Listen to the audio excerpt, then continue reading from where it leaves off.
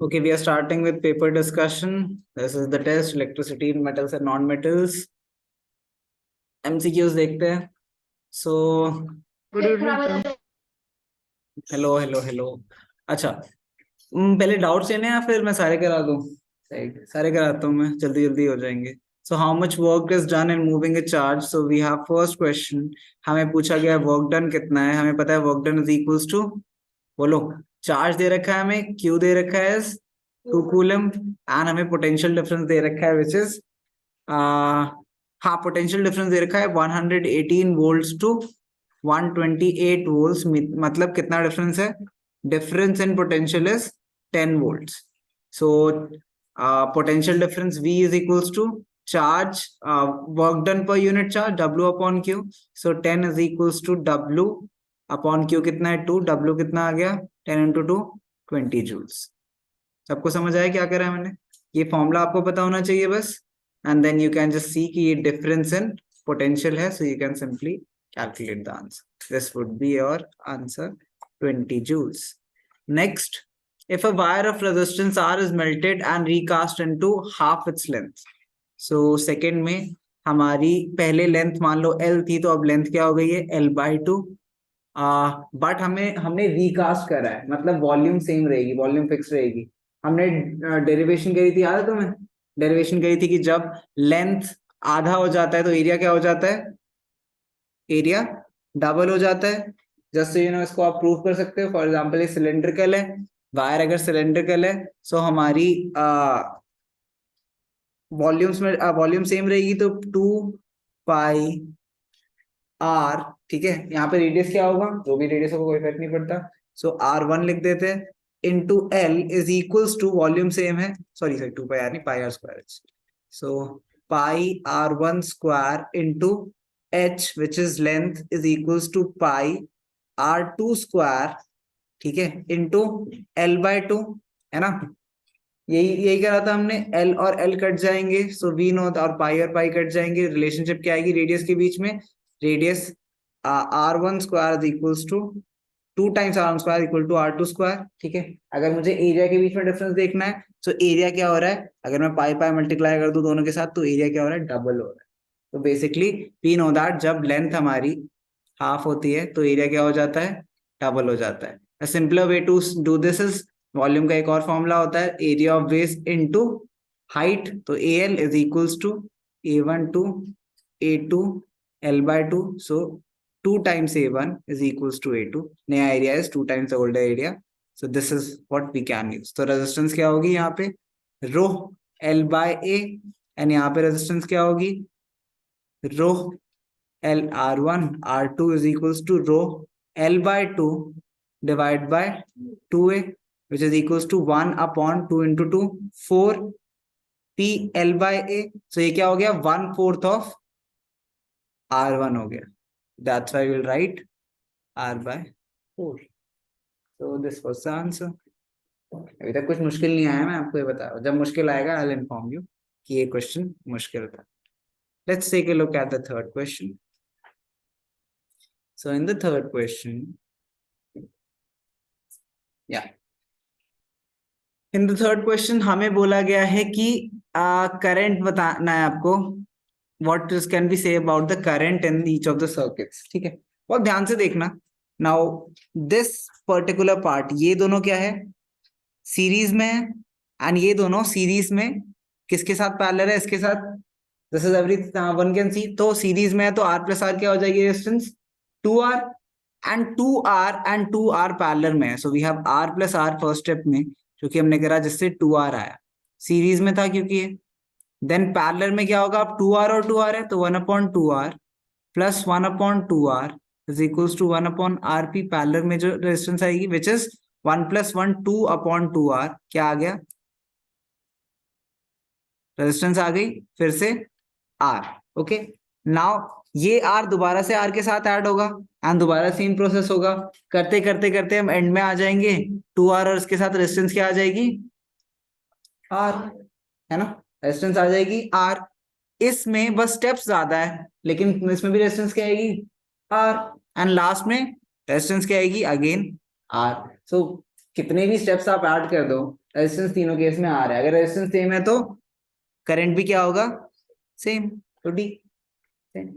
तो a little difficult this numerical, but you just had to see the pattern. अगर calculate करने निकलते तो बहुत लंबा हो जाता, तो कैलकुलेट नहीं करना था, लॉजिक लगाना था।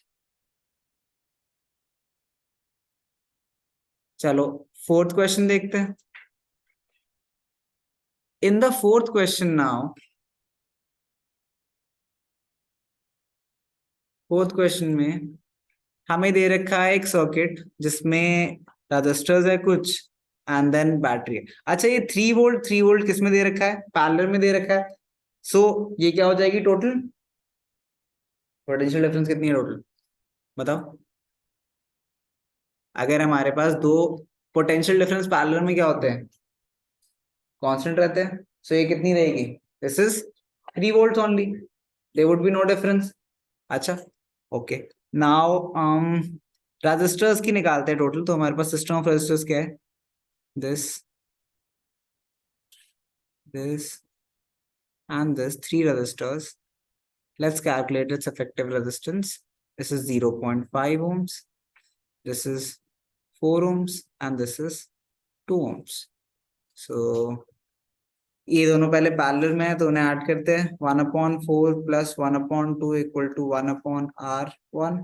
So this will come out to be 3 upon, anyways तो मैं सीधा सीधा दिखा देता हूँ करके। LCM 4, 1 plus 2 equal to 1/R1, 3/4 आ गया, R कितना आ गया, 4/3।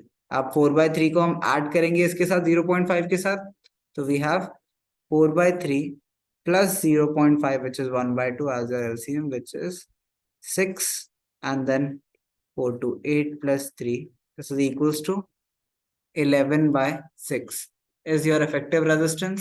अगर ये effective resistance हमसे पूछा क्या गया है, external 5 or 0.5 ohm connected, W is connected in series junction parallel to common terminal. What is the current flowing through? 4, ये 4 ohms है by the way, so this is the error in the question, this is 4 ohm resistor, there is no 4W resistor. So 4 ohm resistors के through current कितना होगा, V पहले total current निकाल लेते हैं, we know that V equal to I into R, V कितना दे रखा है हमें 3, is equals to I into R is 11/6, so 6 3 18/11 is equals to I आ गया। Now this is the I, total I, but since इस point पे current क्या है, distributed है इन द रेशियो 4:2 इनके लिए, so we have V equal to I into R. ठीक है, अगर पोटेंशियल डिफरेंस दोनों को सेम मिल रहा है तो स्टेप वाइज चलते हैं, पहले इसको कितना पोटेंशियल डिफरेंस मिल रहा है, इसे कितना पोटेंशियल डिफरेंस मिल रहा है, ये निकालते हैं। So we know that V equal to I into R, so I कितना है 11/6 इंटू आर कितना है 0.5 which is 5/10, so this will be the value of potential difference at, अच्छा इसकी जरूरत नहीं पड़ेगी, डायरेक्टली कर सकते। So if you were to calculate the resistance of 4 watt, sorry 4 ohms, 4 ohms के लिए हमें क्या करना पड़ेगा, इसे पोटेंशियल, इसे करंट, यहाँ पे कांस्टेंट क्या है, करंट है, they both are getting the same current, so I is equals to क्या हो जाएगा, V into R, so we have V into sorry V is equals to I into R, I constant है, I कितना है 18/11 into are, इन दोनों का मिला के आर क्या आया था, इन दोनों का मिला के आर आया था 4/3, 4/3 is equals to potential difference जो मिल रहा है इन दोनों को, है ना। तो ये कितना आ गया, इसे कैलकुलेट करोगे, this calculation intensive question. Now हमें इस पर्टिकुलर का निकालना है सिर्फ। अब हमें जो भी पोटेंशियल डिफरेंस मिला है वो कांस्टेंट होगा ऊपर नीचे दोनों के लिए, so this potential difference V is equals to I into R, अगर हम करेंगे now R1 R2 R3, so 18 into 11 to 4/3 into या is equals to I into R कितना है, ये 4 कट गए, I की वैल्यू आएगी 18 divide by 11 into 3, so can someone 6 6/11 which is, calculate करना है कितना आ रहा है, करो 0.55 आ रहा है. That is the answer. Now this was a difficult numerical because it has calculations that are a little too complicated. But this is how you do this.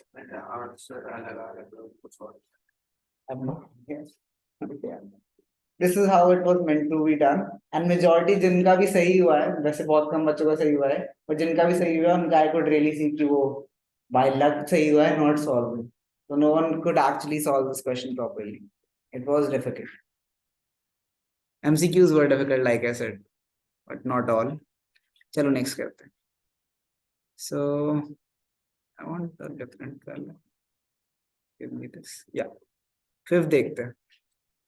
ये समझ आया सबको? This is a little difficult. Like इसमें वही हम step wise चल रहे हैं कि पहले potential difference निकाला, then potential difference में यहाँ पे constant क्या है ये देखा, constant current था तो current से potential difference निकाला फिर, and then again हमने वो formula equate करा. That's a step wise but lengthy. और one more. So again, this was a question that was meant to leave for the end. If you have extra time, only then do it. एक बार फिर से then. अभी तुरंत? अभी पहले आगे कर लेते हैं, मैं करा दूंगा तुम. ऐसे वैसे हमने काफी क्वेश्चंस करे हुए हैं पहले, अभी लेकिन आगे कर लेते हैं. So a current flowing through a wire of resistance 2, again this is ohms, तो W इज नथिंग हियर, ये ओम्स. क्या अब तुम W क्या होगा ये बताओ, तुमने क्या पढ़ा है W? रेजिस्टेंस लिखा है ना, तो 2W थोड़ी होगा, 2 ओम्स ही होगा. तुम भी ना. Varies with time as shown in the figure alongside. ये टाइम है. अच्छा, इस क्वेश्चन में मैं फिर भी तुम्हें मार्क्स दे सकता हूँ क्योंकि इसमें मैं बताता हूँ मार्क्स क्यों मिलने चाहिए. Because the thing is this time is not declared कि कितना है. दिस इज 1 सेकेंड इंटरवल्स, तो मैं एज्यूम करूंगा 1 सेकेंड एंड उसके अकॉर्डिंग सॉल्व कराऊंगा आपको. But I will give you marks because you can not really assume things. क्या? हाँ हाँ बिल्कुल, सब में देता हूँ ना. हाँ सबने 18 करा था, पता नहीं क्यों. आई हैव नो आइडिया सबने 18 क्यों करा है. आया, चलो देखते हैं. सो सब मेरा आया है. चलो करते हैं. तो ये क्वेश्चन सॉल्व करने के लिए हमें दे रखी है डिफरेंट डिफरेंट हीट प्रोड्यूस्ड, ठीक है. एंड देन हमें निकालना क्या है, the amount of heat produced in joules in 3 seconds would be. तो हमें इफेक्टिवली टोटल कितनी हीट प्रोड्यूस्ड होगी वो निकालना है इन 3 डिफरेंट पार्ट्स. एक पार्ट में हमें दे रखा है 3 एंड टाइम 1 सेकेंड है. Time is 1 second. Heat produced is 3 watt दे रखे, क्या दे रखे हैं. It is a little difficult to like. I don't think ये वॉट होगा, but anyways तुम्हें मार्क्स मिल रहा है तो I think this question has taken a lot of assumptions. Because 1 आपको लेना पड़ेगा, उसके बिना आप सॉल्व नहीं कर सकते. उन्होंने 3 सेकंड बोला है ना, टोटल 3 सेकंड में. So one logic would say कि सिंस ये टोटल टाइम ग्राफ यहाँ पे खत्म होता है, टोटल 3 सेकंड होगा तो तीनों 1-1 सेकंड होंगे. But again assuming that is a little difficult. So I will discuss this later. इसका 28 जूल्स होगा. इसमें स्टेपवाइज करना होगा. 2 unequal resistances are connected in parallel. Which of the statements is true? Parallel में क्या कांस्टेंट होता है? Voltage. So simple, not that difficult. 7th question, you are given 2 identical wires. तो 7th question में you are given n identical wires, each of resistance R. So हमारे पास n wires है और resistance क्या है सबकी? R. Okay. When these are connected in parallel, the equivalent resistance is X. So we have 1 upon R plus 1 upon R plus 1 upon R up to n times is equals to क्या दे रखी है? Resistance 1 upon X. So we have n upon R is equals to 1 upon X. ठीक है. So यहाँ से R की value क्या आ गई? Cross multiply nx. Now when these will be connected in series, then the equivalent resistance will be. So अगर ये series में connected होंगे, so resistance क्या आ जाएगी? सबका individual sum, which is R plus R plus R plus R n times, which is equal to n into r, and r की value क्या है, n into x, so ये क्या आ गया, n square x. So yeah, okay, समझ आया सबको? तो बस इसमें यही था. Next question. अब ये पता नहीं तुमने क्यों गलत करे, तो हम कितनी बार कर चुके हैं, 8th. अब हाँ मतलब सॉल्व भी नहीं करा होगा जिसको, मतलब इतनी बार कर चुके हैं हम, ये सीधा 25 आंसर है इसका. A piece of wire of resistance R is cut in 5 equal parts. So एक रेजिस्टेंस की वायर R थी, इसको 5 इक्वल पार्ट्स में कट करा है, मतलब इनकी रेजिस्टेंस क्या होगी, R/5, R/5, R/5, R/5 and R/5. ठीक है. They are connected in parallel. अगर पैरेलल में कनेक्ट करा है तो 1/RP इज इक्वल्स टू इन सबके reciprocal, which is 5/R plus 5/R plus 5/R plus 5/R plus 5/R. 5 बार हो गए. सो ये ऐड करेंगे, सबका डिनोमिनेटर R है, 5 प्लस 5 प्लस 5 प्लस 5, 25/R. सो RP क्या आ गया. अब हमसे पूछा क्या है, R if the equivalent resistance of this combination is R dash, तो यहाँ पे R dash is equals to क्या आ गया, R/25. Then the ratio of R is to R/25. So R upon R dash is equals to R upon R/25. ये divide में तो ऊपर आके मल्टीप्लाई हो जाएगा, R कट गए, फाइनल आंसर 25 आ गया. 25 कर चुके NCERT question. Next 9th. A cylindrical rod is reformed twice its length with no change in its volume. So हमें पता है अगेन लेंथ क्या हुई है, ट्वाइस लेंथ हुई है, तो एरिया क्या हो जाएगा, हाफ हो जाएगा. सॉरी, लेंथ हो गई है 2L, सो एरिया क्या हो जाएगा, हाफ हो जाएगा. डायरेक्ट रिलेशनशिप हम कर चुके हैं इतनी देर से, वॉल्यूम फिक्स्ड हो गया. तो if the resistance of R was now R, the new resistance will be, so पहले रेजिस्टेंस R थी, R is equals to PL/A. New R would be P2L by A/2, which is ऊपर 2 multiply हो गया, so this is 4 times PL/A. so ये 4R आएगा. I think मैंने 2R पे आपको मार्क कर रखा है ना. एक सेकंड चेक करने दो मुझे. A cylindrical rod is reformed to twice its length with no change in its volume. एक बार आप डेरिवेशन करवा सकते हो कि no change in its volume में, अगर फॉर्मूला लगा है वॉल्यूम का तो उसमें कैसे आएगा. अभी तो करा रहा था, अभी सबसे पहले ये तो करा रहा था यहाँ पे जब मैं लिख रहा था एरिया L/2, यही कर रहे थे. मैं दोबारा समझाता हूँ, देखो. सो वॉल्यूम का एक फॉर्मूला होता है, अगर देखो किसी चीज का वॉल्यूम है निकालना होता है, मान लो सिलेंडर का वॉल्यूम निकालना है, ठीक है, ये वायर की लेंथ है, ये बेस है उसका, ठीक है. वॉल्यूम का फॉर्मूला होता है πr²h, मतलब base area into H, which is simply area into H की जगह एल लिख सकते हैं, ठीक है. तो जो ओरिजिनल एरिया और लेंथ थी, ठीक है, अब हमने क्या करा है, लेंथ को ट्वाइस करा है सिर्फ. सो A1 and A2 into 2L हो गया है, ठीक है. LL कटे, सो एरिया क्या हो जाएगा, area 1/2 is equals to A2 हो गया. सो जब लेंथ डबल होती है, वॉल्यूम अगर हमें फिक्स रखना है, सो एरिया क्या हो जाएगा, हाफ हो जाएगा. So cylindrical rod is reformed twice with no change in its volume. If the resistance of rod was R, then it will be 4R. It will be 4R. जिसने 4 कर रहा है उसको सही मिल जाएंगे. I think the reason they have given an answer की 2R because they assume that there is no change in thickness. Volume does not mean कि thickness change होगी. Volume अगर हमें fix रखनी है, तो हमें एरिया को आधा करना पड़ेगा given length double हुई. हाँ तो मिल जाएंगे जिसको भी मिलने हैं answers. So this question will update marks. इसमें सबको मैं ऐड कर रहा हूँ मार्क्स, एंड देन इसमें आपका ऑप्शन चेंज हुआ है. सो 9th में C is the right option. 10 देखते हैं.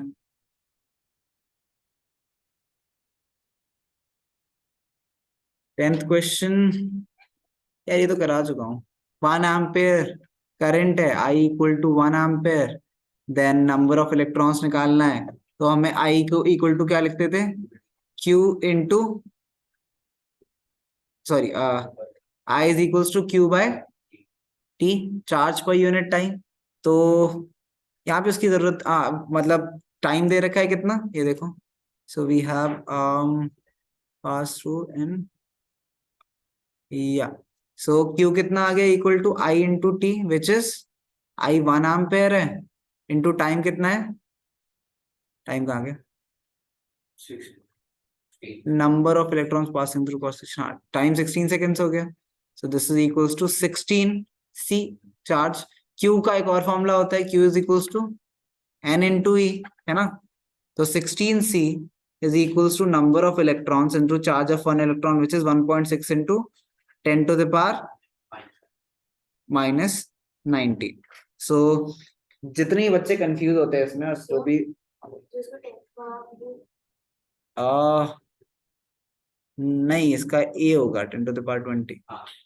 So ये देखो, तो this is 16C is equals to N into 16 upon 10 into 10 to the power minus 19, है ना। 16 कट गए। C is equals to N into 10 to the power minus 19 है, तो उसे नीचे भेज देते हैं, 10 to the power 19 into 10, है ना। So 10 to the power 19 into 10 क्या हुआ, 10 की एक और पावर ऐड हो गई, so N upon 10 to the power 20, ठीक है।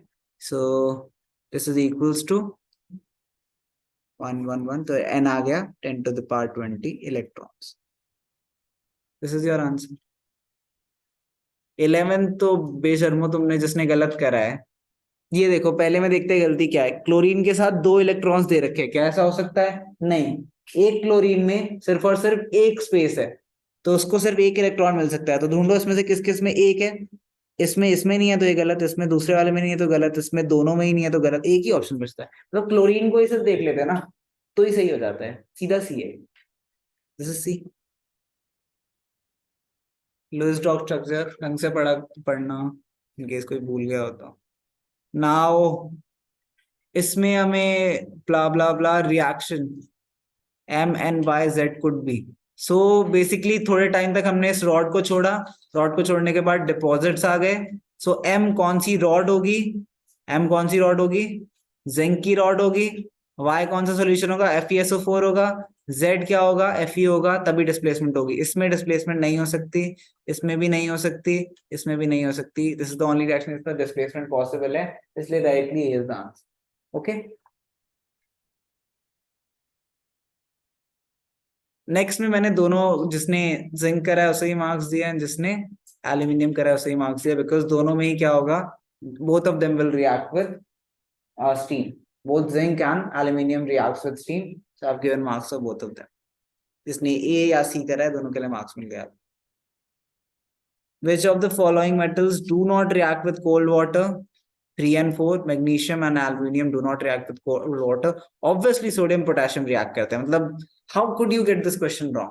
This is the first thing that we learn. You cannot get this question wrong. हाँ, तूने सिर्फ मैग्नीशियम, लाइक ऑप्शन देखो ना। एनीवेज, तो नॉन मेटल एक्स है, उसके 2 फॉर्म्स है। नेचुरल हार्डेस्ट सब्सटेंस Y है, which is diamond, that is good conductor of electricity, which is graphite. A option सही है, carbon, diamond, graphite. Association reason करते हैं। अब एसोसिएशन रीजन में मतलब एक बात बताओ मुझे, इसमें यहाँ लिखा हुआ है कि तुम्हें कौन से ऑप्शन में क्या सेलेक्ट करना है, ठीक है, हर ऑप्शन लिखा हुआ है, तब भी आधे बच्चे सिर्फ ये लिख के आ रहे हैं। मतलब आई एम नॉट सेइंग कि तुम में से, मुझे याद नहीं है कौन कौन है, कुछ कुछ बच्चों ने सिर्फ ये लिख रखा है both are true, A is true, B is false. Option नहीं लिख बेटा, ऑप्शन लिखने हैं, क्लियरली लिखा है यहाँ पे कौन सा ऑप्शन है, ABCDE पिक करो कोई एक, तो नहीं क्या कर रहे हो। Anyways, silver is not used to making electric wire, this is true. Silver is a bad conductor, this is false. So option क्या हो जाएगा directly, C.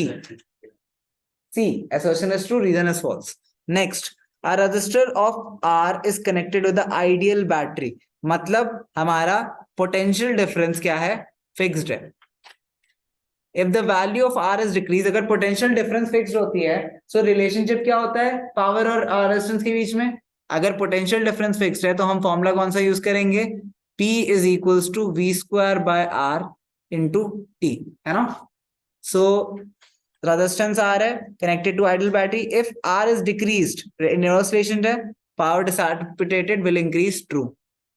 The power dissipated in a circuit is directly proportional to the resistance. No, it depends कि constant क्या है. It cannot be said for all cases. This is false. So again, this will be C. Next, solder is an alloy of lead and copper. True. It has a high melting point. No, false. अगर high melting point होता solder use ही क्यों करते? उसका low melting point है, इसलिए तो हम equipment में use करते हैं उसे कि वो जल्दी melt हो जाए and then fuse कर पाए. That is the reason. So this is again C. Next, silver articles become black after sometime when exposed to air. True. Silver is very less reactive. True. But ये इसका reason नहीं है. It does not become black because it is very less reactive. It becomes black because वो किसके oxide के साथ मिल जाता है? सल्फर. तो उसके साथ मिक्स होके वो सिल्वर सल्फाइड बनाता है, जिसकी वजह से वो ब्लैक हो जाता है eventually. But this is not the reason. So B would be the option. Both are true, but assertion, a reason is not the correct explanation for assertion. Next, ionic compounds are soft solids. बिल्कुल भी नहीं. There is weak intermolecular forces between particles of ionic compound. बिल्कुल भी नहीं. False. Both are incorrect. E. Question 19 में C option नहीं correct. नहीं, silver rest reactive थोड़ी है. होता है, बिल्कुल सही बात है. इज सिल्वर रिएक्टिव और नॉट? बेटा ध्यान से देख,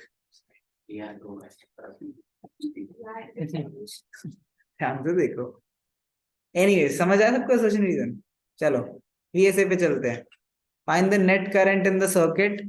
अच्छा, ये दोनों सीरीज में है, सो 1 + 3 हो गए इक्वल टू 4. 4 and 6 पैरेलल में है, सो 1/4 + 1/6. ऑब्वियसली आपको लिखना आता है, ऐसे मत लिखना. विच इज एलसीएम क्या आ गया? एलसीएम 12, 4, 3, 6, 2 is equals to 5/12 और 12/5 which is equals to 2.4. Now 2.4 plus 3.6 plus 3 gives कितना देता है? Equal to 9. So 9 ohms आ गया आपको total effective current. Now V equal to IR. This means potential difference 4.5 है, is equals to I into 9. I is equals to 4.5/9, which is 1/2 or 0.5 ampere. So हो गया, is equals to 0.5 ampere. Okay.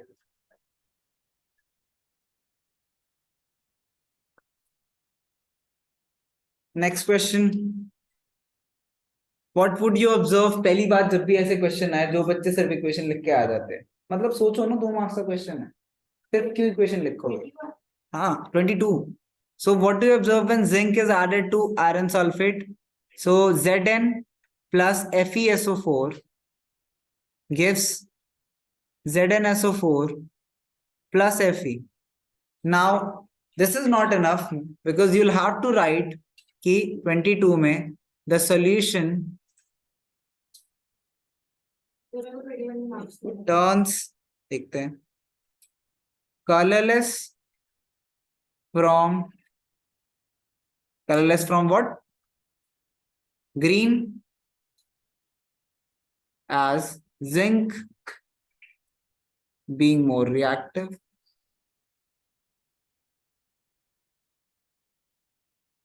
Displaces.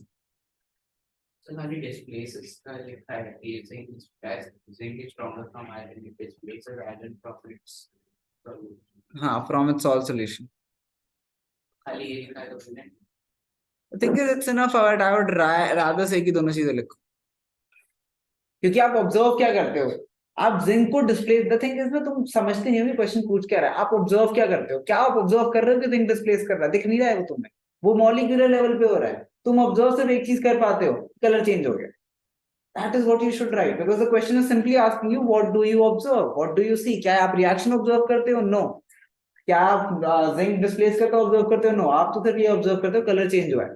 Then वो colour change क्यों हुआ है, उसमें आप अपनी नॉलेज देते हो कि this is because of displacement and ZnSO4 plus Zn plus FeSO4 gives ZnSO4 plus F. So structured answer, that is the reason you will get marks. Next 23 now अब अलॉय की डेफिनेशन में मैं जो words ढूंढता हूं मैं आपको बताता हूं homogeneous solution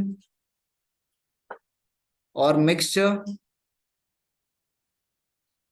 of metals non metals and then एक और चीज जो मैंने ऑलमोस्ट सबकी पेज पे लिखा है to obtain some desirable properties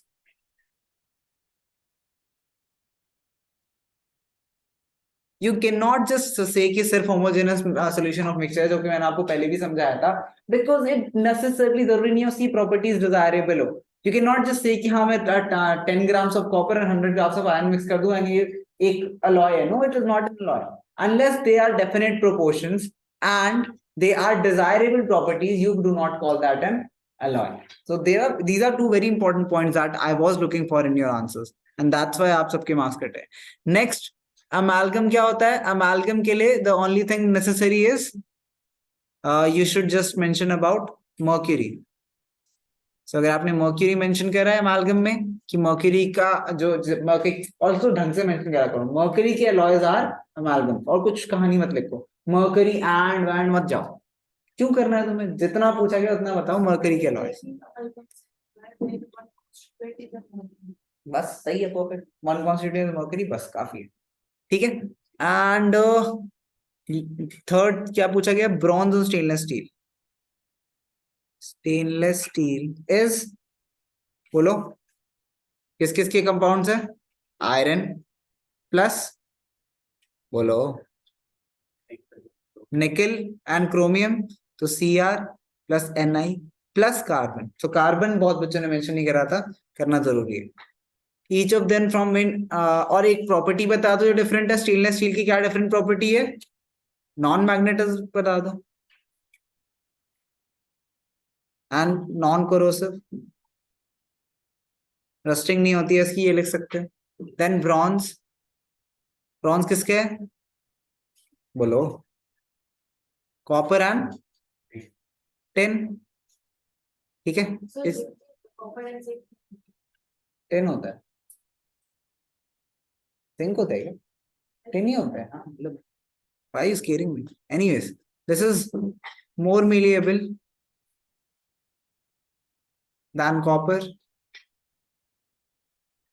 तो इसके क्या बनते हैं कॉइन्स बन सकते हैं मोल्ड बन सकते हैं एंड स्टफ सो तुम देख रहे हो मैं इतना ही ढूंढता हूँ आंसर में this is I am not even reading your whole paragraph I am just looking for the specific words and यही आपकी बोर्ड की चेकिंग भी होगी कि हाँ वो भी ठीक है गलत नहीं है सो in your boards also you will be marked on the basis of some specific pointers जो आपने मेंशन करोगे नहीं करोगे तो तुम चाहे 6 पेज का आंसर लिख दो अगर ये वर्ड्स मेंशन नहीं है आपको मार्क्स नहीं मिलेंगे दैट इज व्हाट आई से व्हेन आई से the answer should be precise not लंबा नॉट ये पॉइंटर्स में लिखो ये वर्ड्स यूज करो मार्क्स मिल जाएंगे सो किसी किसी के बहुत छोटे छोटे आंसर में भी 2-2 मार्क्स मिले किसी किसी ने पूरे पेज भरा तब भी उसे मार्क्स नहीं मिले वर्ड्स आर इंपॉर्टेंट इंग्लिश का पेपर नहीं है साइंस का है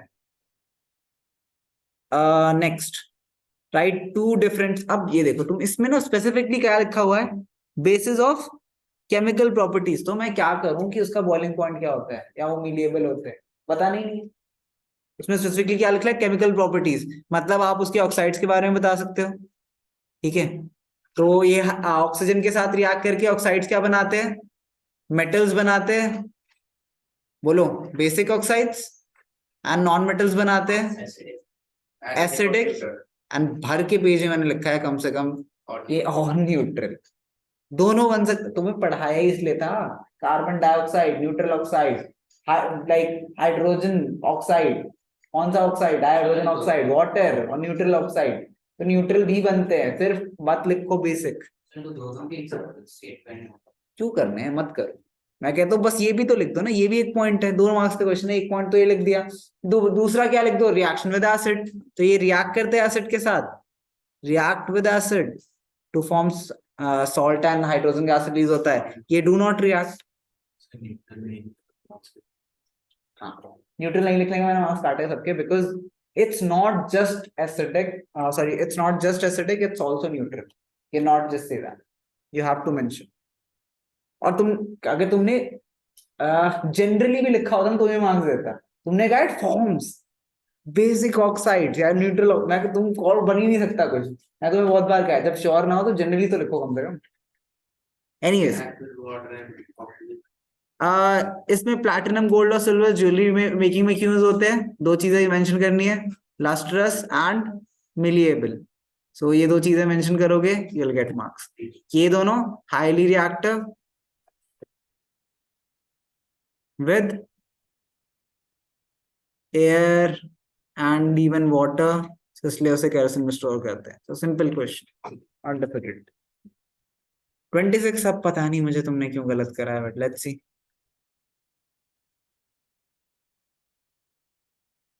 26 हमें दे रखा है एक इलेक्ट्रिक केटल जिसकी पावर है 2 किलोवाट। टाइम दे रखा है 2 आवर्स डेली।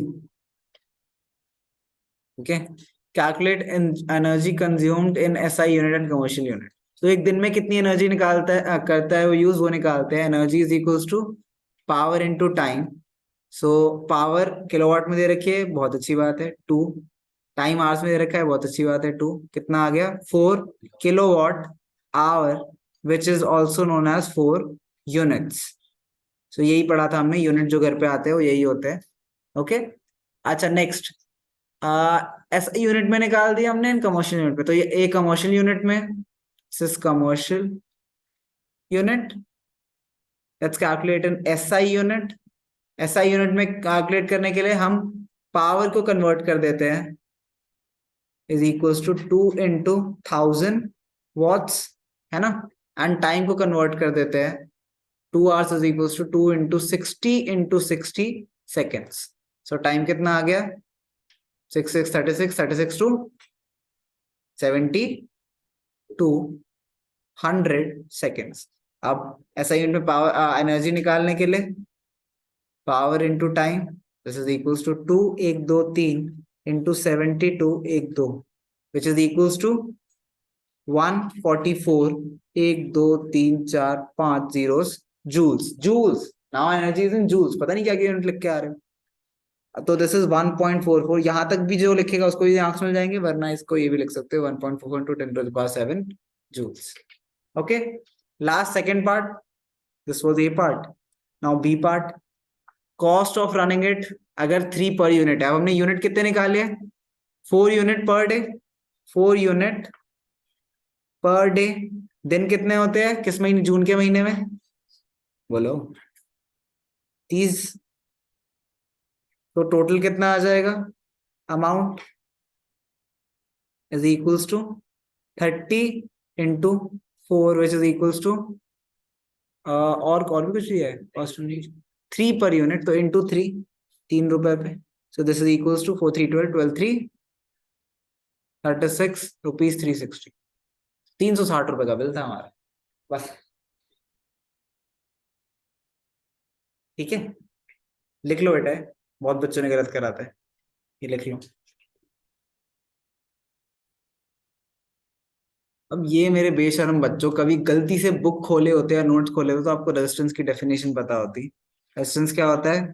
रेजिस्टेंस इज, क्या होता है? The property of a conductor to, resistance नाम में ही है, resist the flow of charges. मैंने खाली रेजिस्टेंस लिख दिया। हाँ, तो लाइक तू रेजिस्टेंस की डेफिनेशन में रेजिस्टेंस कैसे यूज कर सकता है? लाइक बस, that is all.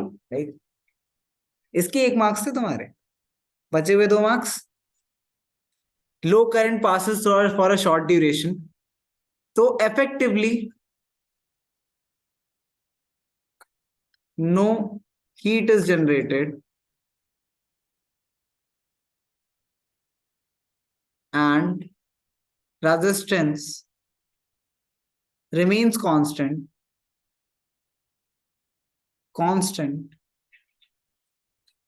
as temperature is constant. ठीक है. Next, heavy current passes through it for 30 seconds. So यहाँ पे फॉर्मूला भी लिख सकते हो, H is equals to I square R T. ठीक है. नेक्स्ट, अगर effectively more heat is generated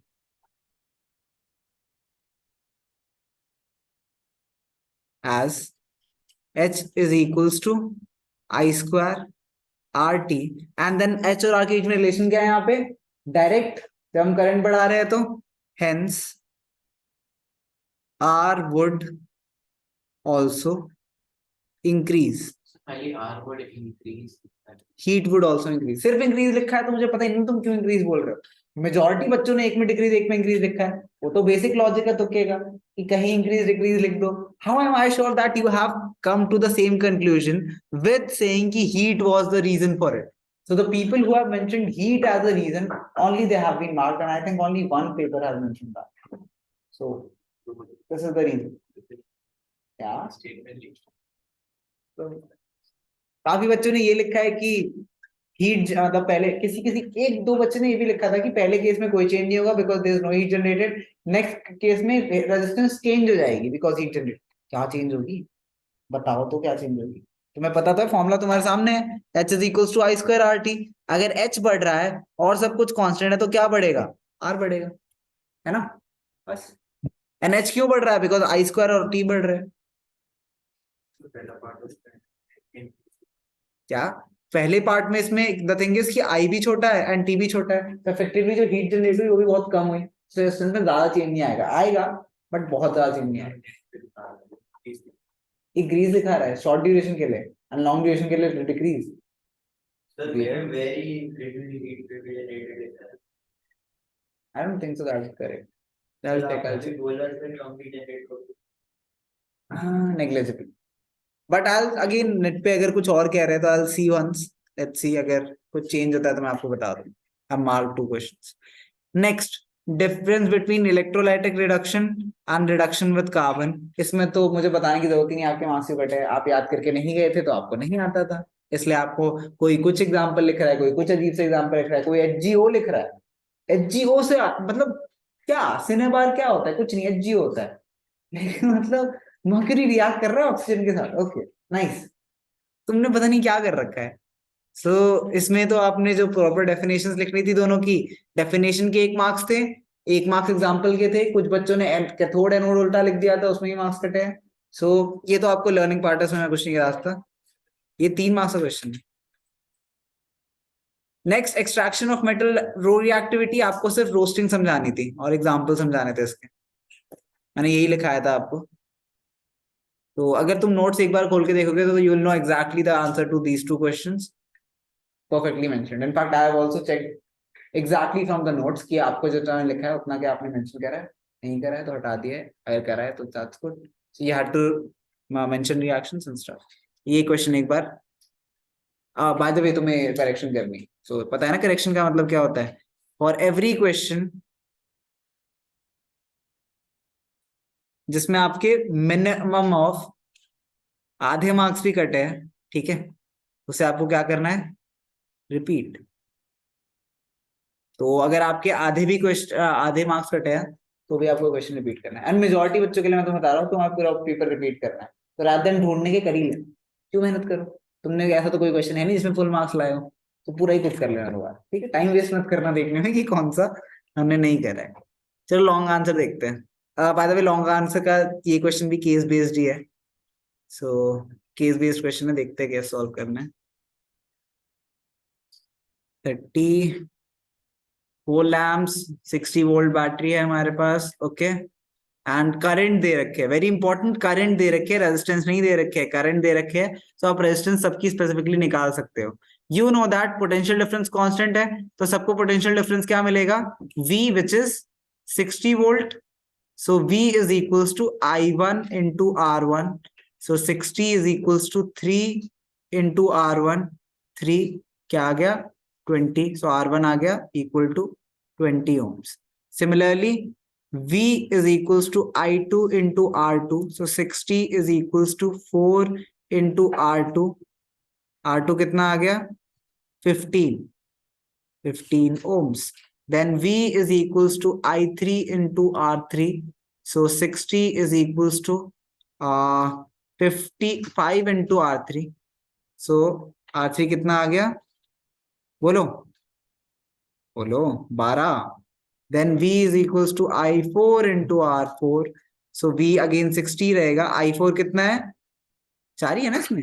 हाँ तो 3 into 4 ही है इसमें. हमको 5 क्यों याद है. 3 into R4. So R4 कितना आ गया again 20 ohms.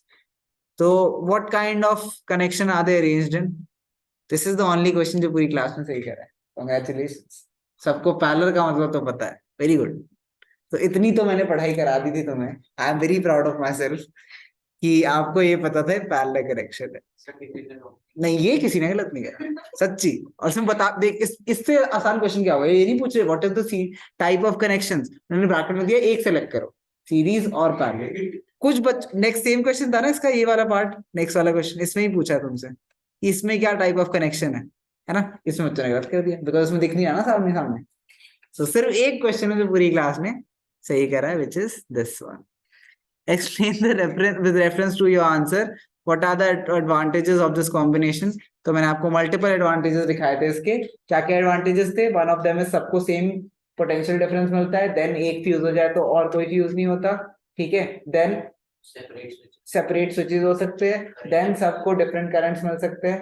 So इनमें से कोई भी किसी ने एक भी point लिखा था उसे पूरे मार्क्स. एक भी. एक नंबर का क्वेश्चन था. एक पॉइंट लिख दो काफी. जिसमें 2 लिखे उसको भी दे दिए. तुम्हारा अगर एक गलत था एक सही था तो भी मैंने मार्क्स दे दी. मैंने बस इस क्वेश्चन में सबको मार्क्स दिए. Next. Explain with proper calculations which lamp will glow the brightest. मैंने मार्क्स इसमें दे दिए बच्चों को. लेकिन ब्राइटेस्ट लैम्प के लिए क्या करना था तुम्हें पता है. पावर निकालनी थी. पावर जो किसी ने नहीं निकाली पूरी क्लास में. जिसकी पावर सबसे ज्यादा वो लैम्प सबसे ब्राइटेस्ट. तुम सबने किसी ने करंट से बोल दिया किसी ने रेजिस्टेंस से बोल दिया. सबने सी बोला है. सबको पता है सी लेकिन क्यों ये नहीं पता. सो पावर निकालते हैं सबकी specifically. Power 1 is equals to एक सेकेंड. पावर 1 क्या आएगी. पी का फॉर्मूला क्या होता है. वी इंटू बोलो V into I. Into I होती है.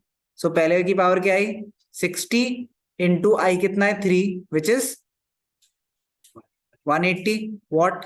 P2 बताओ. P2 कितना आएगा 60 इंटू 4 64 240 वॉट. P3 बताओ 6 इंटू 5 300 वॉट. P4 बताओ अगेन 180 वॉट. तुम एक बात बताओ. तुमसे जब घर में पूछते हैं ठीक है मतलब मैं तो बोल रहा हूँ सारी साइंस छोड़ो. तुम अभी मान लो तुमने पावर पढ़ा ही नहीं है. तुमसे मम्मी बोलती है जाओ घर में सारे बल्ब है उनमें से वो लेके आओ जो ब्राइटेस्ट है. क्या देखते हो तुम कि वॉटेज देखते हो ना कि कौन कितने वॉट का है. क्या तुम ये देखते हो रेजिस्टेंस देखते निकालते से कितनी होगी करंट निकाल. मतलब बेसिक लॉजिक. जिस चीज पे तुम आंसर दोगे कि पावर कब ज्यादा है ब्राइटनेस कौन सा होगा. तुम्हारे घर का 10 वॉट का बल्ब ब्राइट होगा या फिर 100 वॉट का. 100 वॉट का तो ज्यादा वॉट वाला ले आओ. अब कुछ होनहार बच्चे होंगे जो इस क्वेश्चन में भी कहेंगे सर एलईडी और सीएफएल में तो अलग होता है. हाँ LED of 5 what is much more brighter than 18 watt CFL also. So नहीं हम क्रॉस कंपैरिजन नहीं कर रहे. सेम टाइप किया था. हाँ मतलब तुम सही क्यों है पता है. Because P is directly proportional to I square also and P इस केस में क्योंकि वोल्टेज कांस्टेंट है. सो रेजिस्टेंस भी जिसकी कम होगी इनवर्स रिलेशन था. तो लकीली आप सबने सही करा था इसका. Luckily just luckily. एनीवेज तुम्हें खुद पता है लगे. चलो मैं पूछता हूँ तुमसे. तुम बताओ तुमने पावर के बारे में सोचा था नहीं तो लकी है ऑब्वियसली. हाँ ऑब्वियसली. और fourth part total resistance in the circuit. तो सिंस पैरेलल कनेक्शंस है so 1 upon RP is equals to 1 upon 20 plus 1 upon 15 plus 1 upon 12 plus 1 upon 20. LCM क्या आ गया 60. तो we have 3 plus 4 plus 5 plus 3. So we have 15 upon 60 which is 1/4. तो resistance क्या आ गई 4 ohms.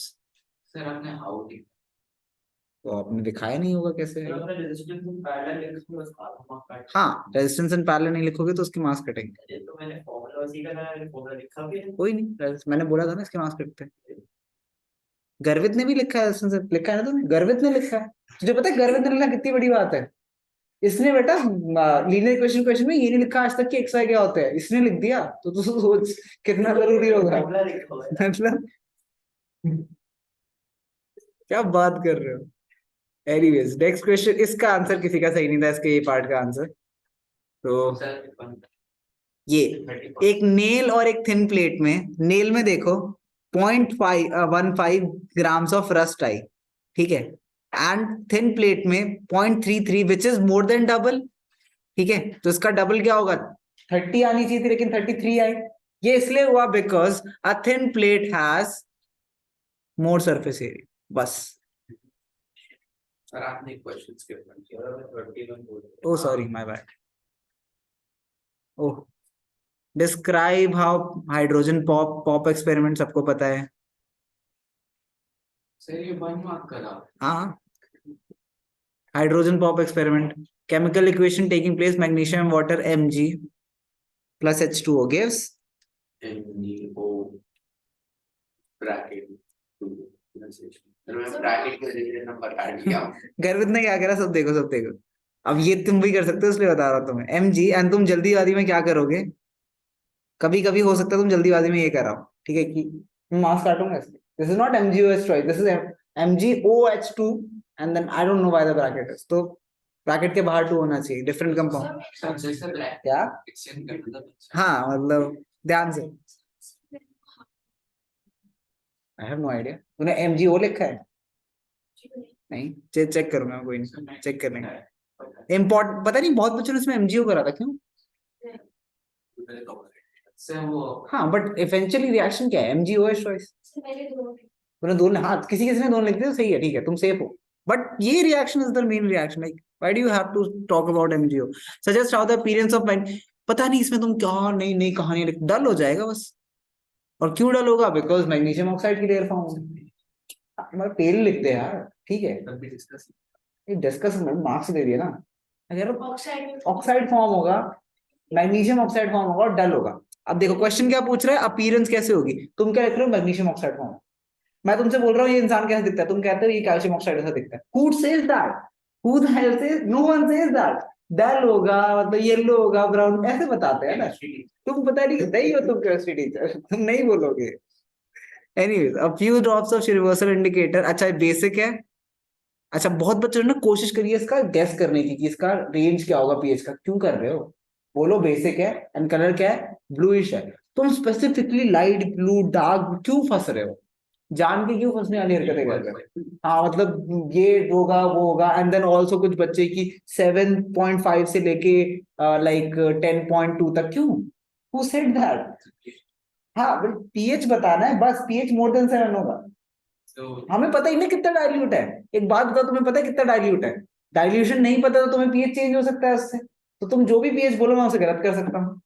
मत बोलो ना, बोलो बेसिक है, सर 7 to 12 ठीक है। सिर्फ इस इन दोनों के 1.5 मार्क्स थे, बिकॉज इसमें समझाना था। इन दोनों के 1.5 मार्क्स थे, इनमें समझाना था, और सबके 1-1 मार्क्स थे।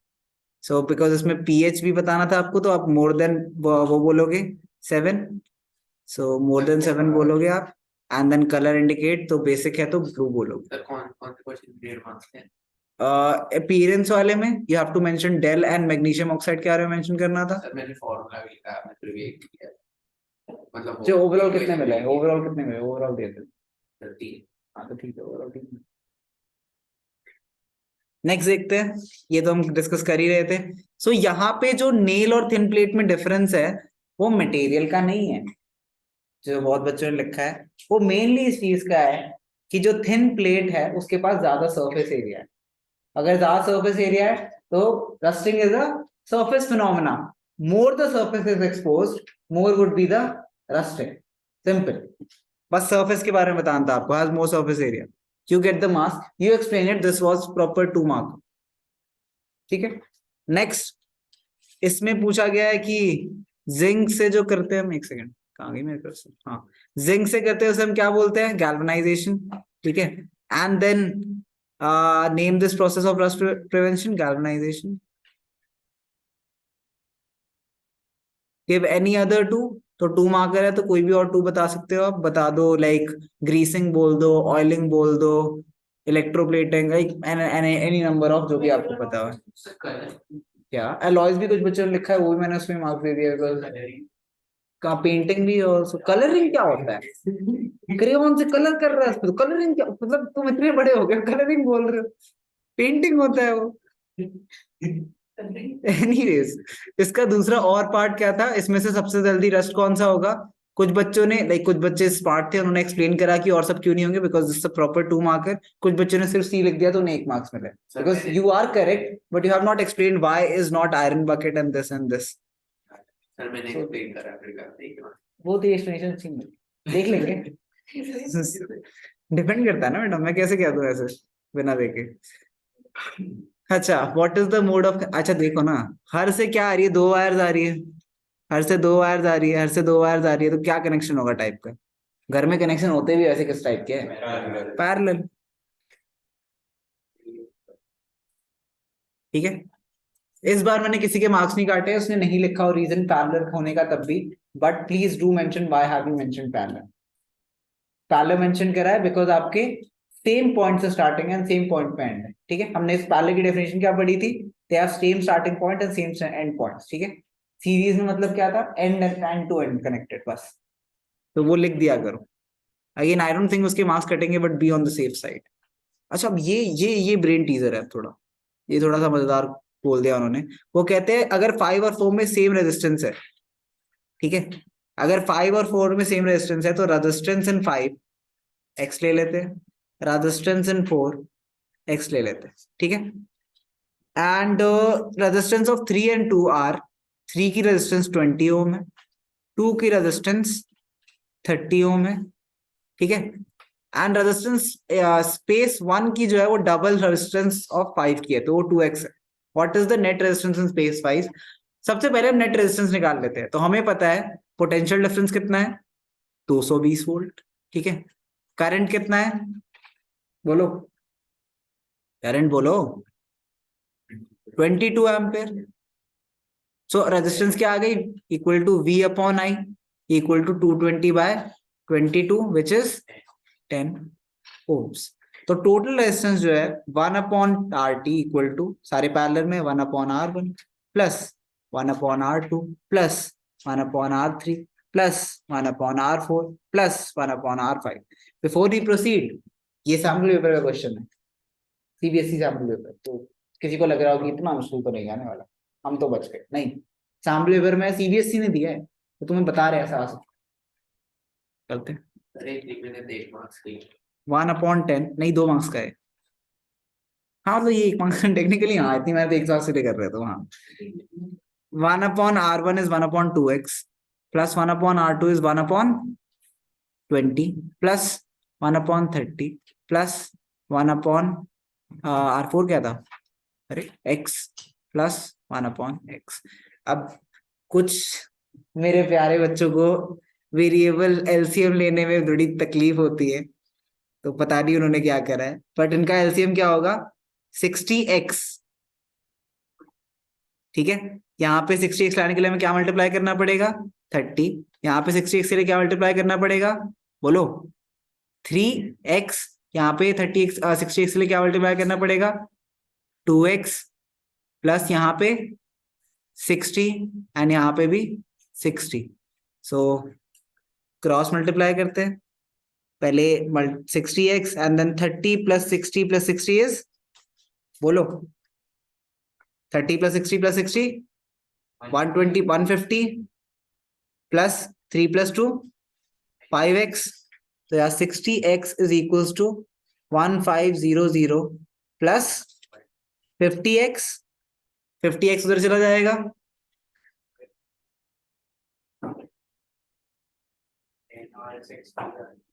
10x is equals to 1500, x क्या आ गया 150 ohms, which is your answer for resistor, which is R5, बस दिस वाज डिफिकल्ट तो जिनका करेक्ट गया उनको 3 मार्क्स है ना, दे दो।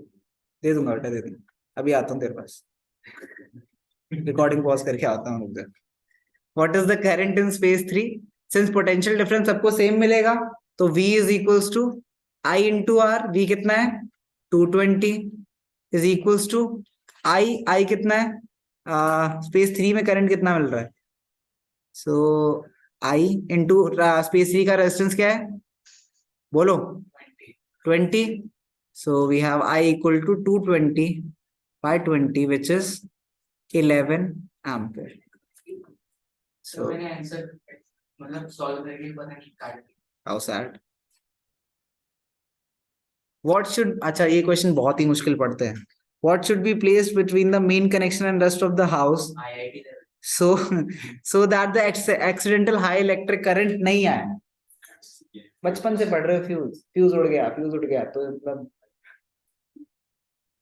MCB या फिर फ्यूज, बस that's all. We have discussed a paper of 2 hours and 1 hour and then all questions solved. So paper मुश्किल था नहीं, तुम्हारे सामने सॉल्व करे सारे 1 घंटे में। अभी 1 घंटा स्पेयर है हमारे पास। सर आपने 2 साल प्रैक्टिस की है तो मैं एक ही साल में वो इजी कर पाता है। तुम्हें ज्यादा आता है बेटा, तुम अपनी ईयर में हो, तो बनाया आपने 1 2 3 मैंने नहीं बनाया था। हां I did not make the test. Honestly, I did not make the test. आपका नाम लिखा है अब मेरा नाम लिखा था ना, ये क्या बात हुई? मैं तो याद पे अपना नाम लिख दूंगा, मैंने लिखा है फिर ये क्या बात हुई? फिर आपके Anyways, that is all for this discussion अभी।